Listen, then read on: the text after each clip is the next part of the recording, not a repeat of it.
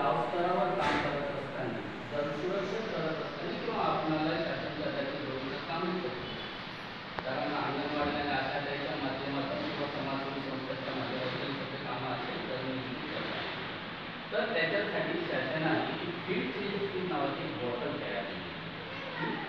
रसायनाने युक्त असतात त्याच्या माध्यमातून आपण पाण्याची तपासणी आपण म्हणून खूप चांगलाच आहे.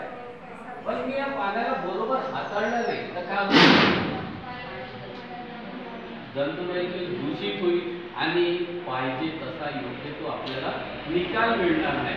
बरोबर आहे की नाही? म्हणून त्याचे एक शास्त्रशुद्ध पद्धती असतं.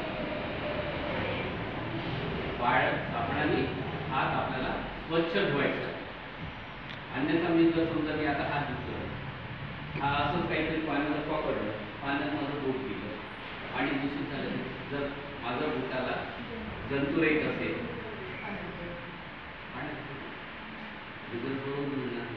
म्हणून मला कसं शास्त्रशुद्ध पाणी जर तपासायचं असेल तर काय करावं लागेल? साबणाने मला हात स्वच्छ धुवावं लागेल.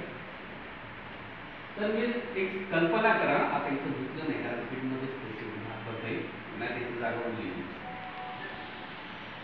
मी हात धुतल्यानंतर ह्या बॉटलला काय करणार? एक विशिष्ट पद्धतीने पकडलं. मी जर इथं पकडलं तर काही फरक पडेल का? कारण होऊ शकतो स्वच्छ करताना व्यवस्थित. तर मी ह्या झाकणाला काय करेल? असं वरच्याच बाजूने अलगद या बॉटल पासून वेगळं, म्हणजे माझं इथे टच नाही झालं, इथे पडत नाही. ते उघडल्यानंतर काय करणार? आता एक समजा की आपण बोरिंगची तपासणी करत आहोत तर काय करावं लागेल मला? डायरेक्ट असं बोरच्या खाली बॉटल लावली. बरोबर की नाही? तेव्हा तपासणी होईल की नाही? हा? अरे हो का नाही? त्या नाही म्हणतात त्या तर नाही तर कसं नाही. अरे आता बोरिंग हलवली, पाणी आलं तर बॉटल इथं नाही आहे, बॉटलमध्ये पाणी याच्यात औषध याच बॉटलमध्ये तपासायचं आपल्याला, तर पाणी कसं नाही येणार?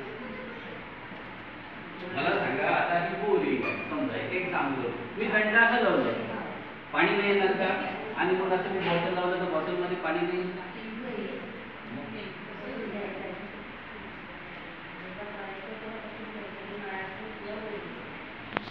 पाणी